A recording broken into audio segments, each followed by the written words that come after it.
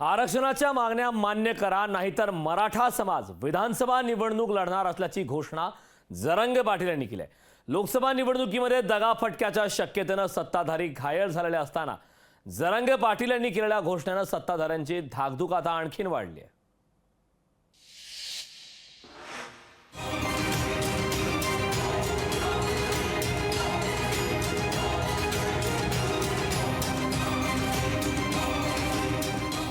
मराठा आरक्षणासाठी मराठा आंदोलक मनोज जरांगे पाटील आता निर्वाणीवर आलेत। मराठ्यांना सरसगट कुणबी जात प्रमाणपत्र, सगळे सोयऱ्यांनाही कुणबी जातीचा दाखला या मागण्या अजूनही कायम आहे। या मागण्यांवर सरकारनं तातडीनं विचार करावा अशी मागणी आता मनोज जरांगे पाटलांनी केली आहे। त्यासाठी 4 जूनपासून आमरण उपोषणाला बसण्याचा निर्धार मनोज जरांगे पाटलांचा आहे।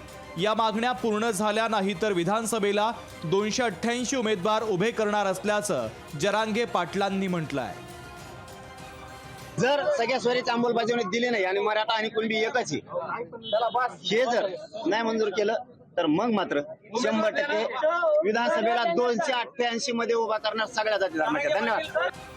मनोज जरांगे पाटलांनी लोकसभा निवडणुकीत प्रस्थापित उमेदवारांना पाडा असा संदेश समाज बांधवांना दिला होता। प्रस्थापितांना ताकद दाखवा असं सांगणं म्हणजे जातीयवाद नसल्याचं त्यांनी म्हटलंय।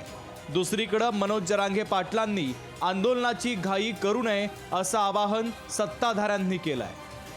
मराठा समाजाच्या आंदोलनाबाबतीत माननीय मनोज दादा जरांगे पाटलांना एवढंच सांगेन, मराठा आरक्षण मंत्रिमंडळ उपसमिती सतर्क आहे, अलर्ट आहे। जे करावं लागेल ते करण्याची आमची तयारी आहे आणि या उपर जाऊन जर मान्य मनोज पाटील जरांगेंची सरकारबरोबर चर्चा करायची तयारी असेल तर नक्की त्यांच्याबरोबर चर्चा सुद्धा शासन करेल।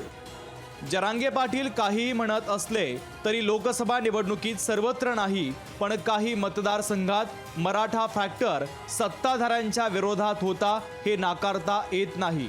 मराठ्यांचा विरोध प्रस्थापितांना किती महागात पडतो हे 4 जूनच्या निकालातून आता स्पष्ट होणार आहे। चंद्रशेखर भांगे, लोकशाही मराठी, पुणे।